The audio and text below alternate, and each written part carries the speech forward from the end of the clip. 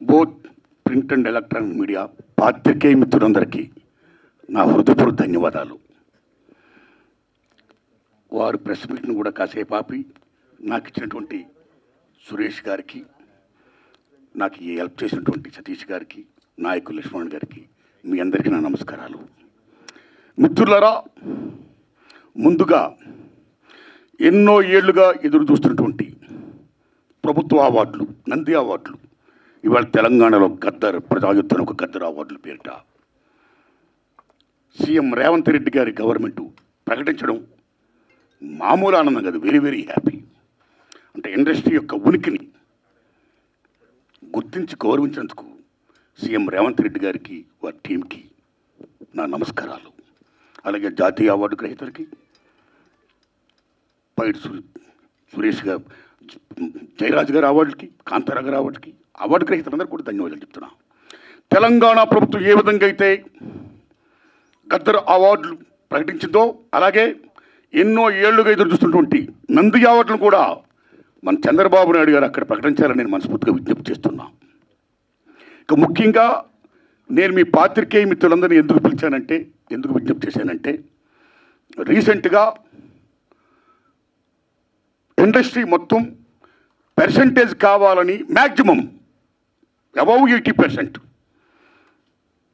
అనే ఇష్యూ మీద చర్చలు జరుపుతూ both producer council and film chamber అనేక చర్చలు జరుపుతూ కొనసాగిస్తున్న దశలో ఎప్పుడు చర్చలు ఫలప్రదం అవుతాయా, ఎప్పుడు సినిమా ఇండస్ట్రీలో పర్సంటేజ్ సిస్టమ్ వస్తుందా అని ఎదురు చూస్తే నాలాంటి సగటు నిర్మాతలందరికీ కూడా తీరని విఘాతం జరిగింది. ఈ మధ్య రీసెంట్గా ఒక విషయం ఏంటంటే, హరిహర వీరమల్లు అనే సినిమాని ఆపడం కోసమే జూన్ 1 నుంచి బంద్ ప్రకటిస్తున్నారు పర్సంటేజ్ కానీ ఇవ్వకపోతే అనే మాట రావడం అనేది చాలా దుర్మార్గం.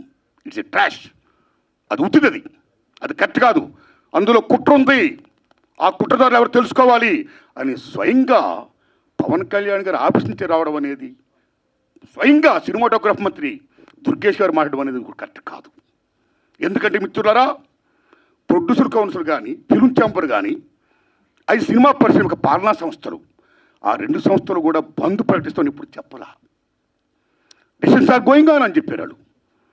దట్ ఇంకో విషయం చెప్తున్నా మీకు, బంద్ అనేది ప్రజాస్వామ్యంలో ఒక బ్రహ్మాస్త్రం.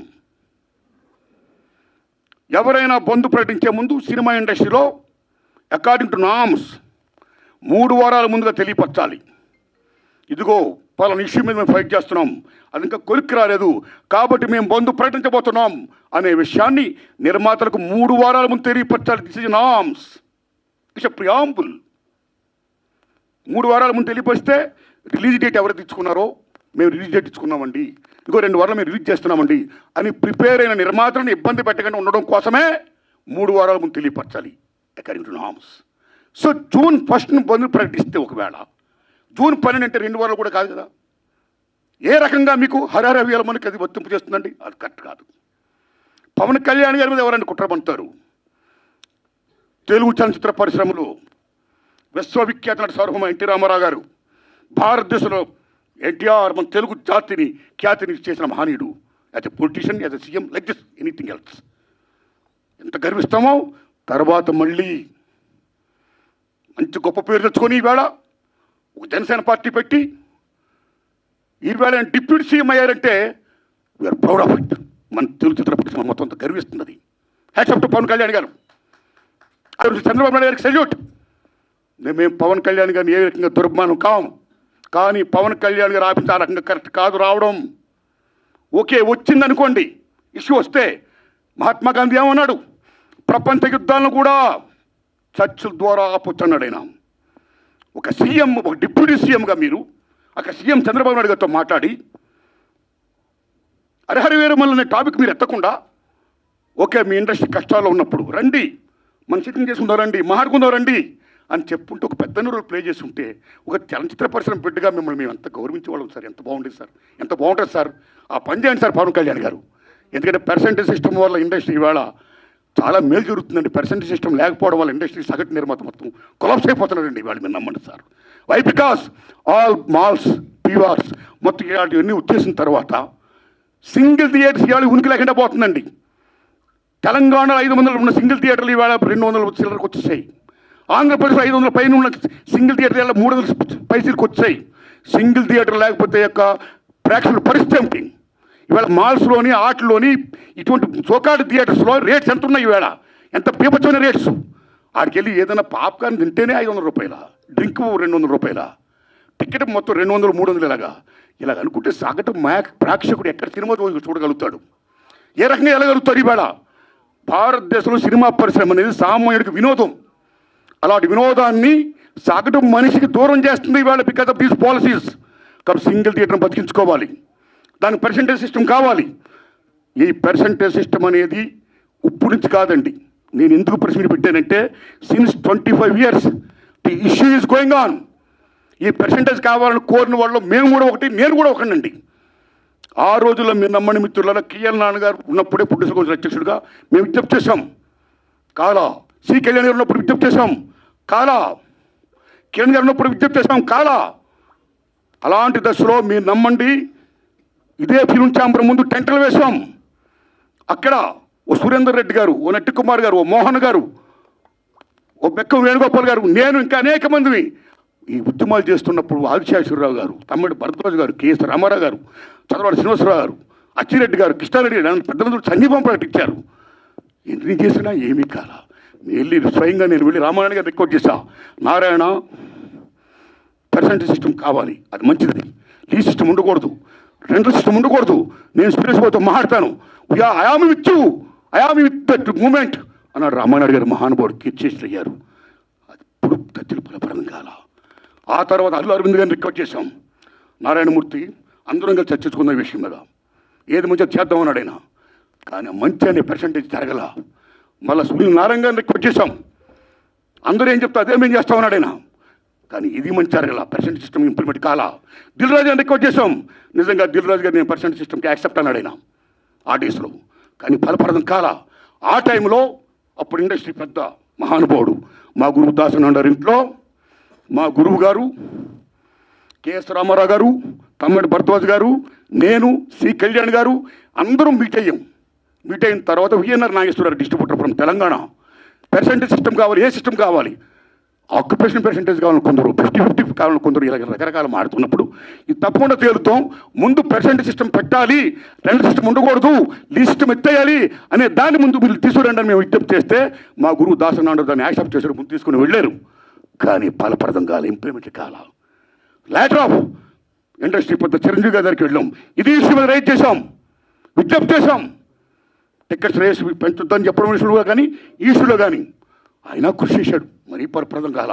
So this is a very big issue. Since 25 years this percentage system is going on. The issue is going on, not clearing. అది కావాలి. అలాంటిది ఇవాళ పర్సెంటేజ్ సిస్టమ్ కొలుక్కొచ్చే దశలో హరిహరి వీరమ్మలకి దీనికి ఒక లింకప్ పెట్టి ఏం సంబంధం అండి? ఏమీ సంబంధం లేదు.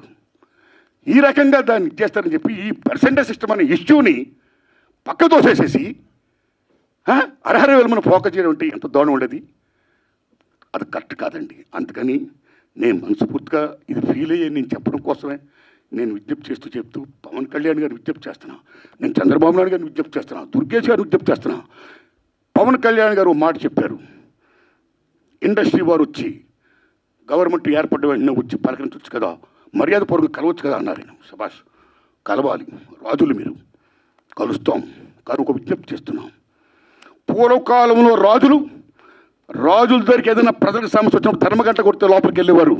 దాని బిఫోరే రాజులే ప్రజల దగ్గరికి వెళ్ళేవాడు, రక్తబండ పెట్టేవారు. మీ ప్రజలకు ఏం సమస్య ఉంటే రండి చెప్పండి అని అడిగేవాడైనా.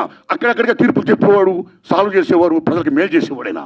ఇదిగో మా ఊరికి చెరువు కావాలి, మా ఊరికి విద్య కావాలి, మా ఊరికి వైద్యం కావాలి, లైక్ దిస్. అలాగా మీ మినిస్టర్లు కూడా అయిన వెంటనే ఇండస్ట్రీని పిలిచి రండి, మీకేం సమస్యలు ఉన్నాయి, నేనేం చేయాలి, మేమేం చేయాలి అని చెప్తే మేము కూడా ఎంత ఆనందపడేవాళ్ళం అండి. మేము మీ బిడ్డలు అండి, children of the state.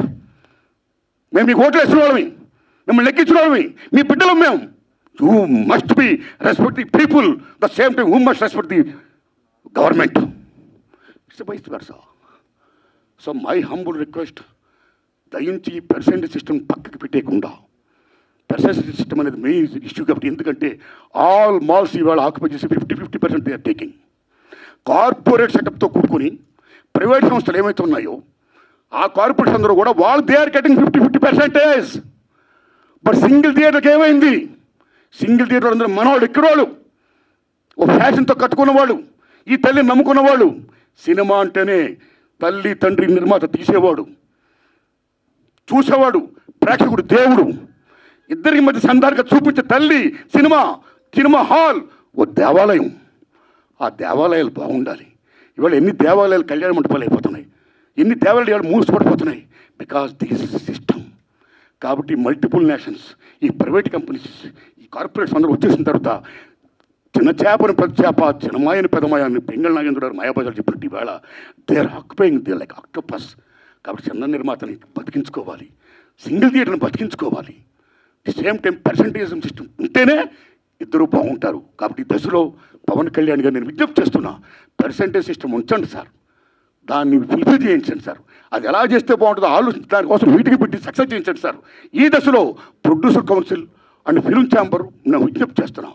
Already మీరు విశాఖపట్నంలో మీటింగ్ అయ్యారు. ఏ మీటింగ్ చేసుకున్నా సరే 25,000 బట్టి రావణ కాష్టంలా కాలుతున్న ఏ పర్సెంటేజ్ సిస్టమ్ అయితే ఉందో దాన్ని మీరు మళ్ళీ పక్కకి దోసేయకుండా, ఏదేదో దాన్ని అడ్డం పెట్టి దాన్ని మళ్ళీ అడ్రస్ లేకుండా చేయకుండా ఆ పర్సెంటేజ్ సిస్టమ్ విషయంలో కొలిక్కొచ్చి ఇంప్లిమెంట్ చేసి సగటు నిర్మాతను బ్రతికించండి. అప్పుడే మా సినిమాలు చూస్తారు జనం, లేకపోతే ఓటీటీలు చూస్తారండి. ఈవేళ మాలా జనం రావాలి. జనం రావాలంటే బడుగు బలహీన వర్గాలు రావాలంటే ఎక్కడ వస్తారండి? వాళ్ళ కొలత డబ్బులు పెట్టి ద కాంట్ కమ్. ఆ ఓటీటీలు వస్తుంది చూద్దాంలే. ఎన్ని సినిమాలు ఇవాళ బాగా ఆడుతున్నాయండి? పర్సెంటేజ్ సిస్టమ్ ఎంత తగ్గిపోయిందండి. కాబట్టి సినిమా పథకాలను, సగటు నిర్మాత పథకాలను 80% ఆఫ్ ఇండస్ట్రీ పథకాలను మనుగడ ఉండాలి. సరే, పర్సెంటేజ్ సిస్టమ్ కావాలి. ఆ సిస్టమ్ కోసం పెద్దలందరూ కృషి చేయాలి. Film chamber and producer council ఆ విషయంలో నిర్ణయం తీసుకోవాలి. గవర్నమెంట్ మనం కలాలి. అపాయింట్మెంట్ అంతగా ఆనందం పెట్టండి. మీరు వెళ్ళండి, కలవండి, మన డిమాండ్స్ చెప్పండి, పర్సెంటేజ్ సిస్టమ్ కావాలి, ఇంప్లిమెంట్ చేయండి అని విజ్ఞప్తి చేయండి. అదే నా విజ్ఞప్తిగా భావిస్తూ ఇక రేట్లు మాట్లాడింది వచ్చిందా? Thank you. మైక్ రాలేదంటే ఇంకా ఈ రేట్ల విషయం మాట్లాడేసి నేను నిన్న పని చూసుకుంటానని మిమ్మల్ని డిస్టర్బ్ చేయనండి. సురేష్ అన్న, రేట్లు చాలా ఇంపార్టెంట్ అండి. మీరు నమ్మండి, భారతదేశంలో 1961 తర్వాత థియేటర్లో ఏ రేట్లు పెట్టాలి, ఎలా పెట్టాలి, భారతీయుల యొక్క తలసరి ఆదాయాన్ని బట్టి, జీవన ప్రమాణాలను బట్టి రేట్లు నిర్ణయించినప్పుడు గవర్నమెంట్ ఒక కమిటీని వేసి ఓ నేల, ఓ బెంచి, ఓ కుర్చీ, ఓ బాల్కనీలై తరగతులు సృష్టించింది. ఈవేళ నేల లేదు, బెంచీ లేదు, ఒకటే క్లాసు లేకపోతే 2 క్లాసులు, మొత్తం థియేటర్స్ మొత్తం ఆ రకంగా చేసేసారు. ఓకే, ఇక రేట్లు అనేది ఏమవుతున్నాయో సిస్టమ్ ప్రకారం గవర్నమెంట్ ఏదైనా ఒక రేటు పెడితే ఆ రేట్ని అందరూ కూడా హానర్ చేయాలి. అలాగ హానర్ చేయకుండా ఈ మధ్య కాలంలో చాలామంది భారీ చిత్రాలు తీసే నిర్మాతలు వాళ్ళు ఓ 1000 కోట్లు పెడుతున్నారు. ఓకే, హ్యాట్సప్, సెల్యూట్, కేపబిలిటీ ఉంది, పెడుతున్నారు, మనం గర్విస్తున్నాం, సంతోషమే. కానీ అలా పెట్టే నిర్మాతలు చాలామంది ఏం చేస్తున్నారంటే, మా సినిమాకి చాలా ఖర్చు అయిపోయింది కాబట్టి రిలీజ్ ముందు రేట్లు ఎక్కువ పెంచితే మేము సేఫ్ అవుతాం అని ఒకటి పెట్టడం వల్ల, నిజం చెప్పండి తమ్ముళ్ళారు, మీరు నిజం చెప్తున్న ప్రేంగా, ఆ రకంగా పెట్టడం వల్ల దానికి గవర్నమెంట్ యాక్సెప్ట్ చేయడం వల్ల మామూలు హారం జరగట్లా సగటు చిత్రానికి. అలాగే ప్రేక్షకులకు డబ్బు ఎంతమంది దగ్గర ఉంటుందండి? పేదవాడికి సినిమా కూడా ఉంటుంది, డబ్బు ఉన్నవాడికి సినిమా కూడా ఉంటుంది. డబ్బు ఉన్నవాళ్ళు హ్యాపీగా చూడగలుగుతారు, పేదవాళ్ళు ఎక్కడ చూస్తారండి? అప్పు సప్పులు చేసి మరీ చూస్తారండి. ఇంత రేట్లు పెంచిస్తే పాప్కార్న్ బీభత్సం రేటు చూస్తే కనీసం 1000 రూపాయలు 1500 ఉంటేనే కానీ వేళ సినిమా చూడలేకపోతున్నాడండి. సో సగటు ప్రేక్షకుడికి వినోదం అనేది చాలా చౌకగా వచ్చే సినిమా ఈవేళ కాస్ట్ అయిపోతే ఈ రేట్లు పెట్టడం వల్ల అదేం ధర్మం అండి? ఇదేం సంక్షేమ రాజ్యం అండి? What are respecting the system of the government. ఒక రేట్లు పెడితే ఎవరికైనా రేట్లు అలాగే హానర్ చేయాలి. వై? బికాస్ మీరు భారీ బడ్జెట్లు పెడుతున్నారు, పెట్టుకోండి. మీరు గొప్పగా తీస్తున్నారు, తీయండి, మేము గర్విస్తున్నాం. ప్రేక్షకుడికి ఎన్ని ఎందుకంటే ఈ సినిమా బాగుందో లేదా, దట్స్ ఆల్. సినిమా బాగుంటే చూస్తాడు, చూడడం. రేట్లు పెట్టకపోవడం అనేది అది మీ ఇంట్రెస్ట్ పడి ఉంటుంది. భారీ సినిమాలు తీస్తున్నారు, ఓకే, సెల్యూట్. దానికి వాళ్ళ మీద రుద్దకూడదు. బాగుంటే ఆ డబ్బులు వాళ్ళు ఏం పెడుతున్నారు, ఆ డబ్బుతో మీరు కోట్లు సంపాదించవచ్చు. ఉదాహరణ, హాలీవుడ్లో 10 కమాండ్మెంట్స్ సిసిల్ పెట్టి ఇమ్మీడియట్ తీశాడైనా. మామూలు బడ్జెట్ కదా, వేలాది కోట్ల సినిమా పెట్టి తీశాడైనా. అండ్ బెన్హార్ వేలాది కోట్లు పెట్టి తీశారు ఆ సినిమాలు. మీరు నమ్మండి, 2 సినిమాలు కూడా బీభత్సమైన hits. And Gone with the Wind. ఆ సినిమాలకి ఆ రోజుల్లో కోట్లు ఖర్చు అయితే మళ్ళా కోట్లు చేసి మీరు నమ్ముతారా తమ్ముళ్ళారా, గూడ్స్ బళ్ళల్లో డబ్బులు తీసుకొని వెళ్ళేవారు. అదే రేట్లు. మేము 10 కమాండ్మెంట్ తీసాం, మేము బెన్హార్ తీసాం, చాలా ఖర్చు పెట్టాం, కాబట్టి రేట్లు పెంచండి అని అడగలా. కమ్ టు హిందీ ఫీల్డ్, కేఎస్ఎఫ్ మొగలేదాం అని జీపీ సిప్ గారు షోలే. మామూలు సినిమాలో మొగలేదాం మీరు నమ్మండి 9 years తీసాడైనా. అప్పు సప్పు తీసి మొత్తం పేపర్ మామూలు బడ్జెట్ కాదు.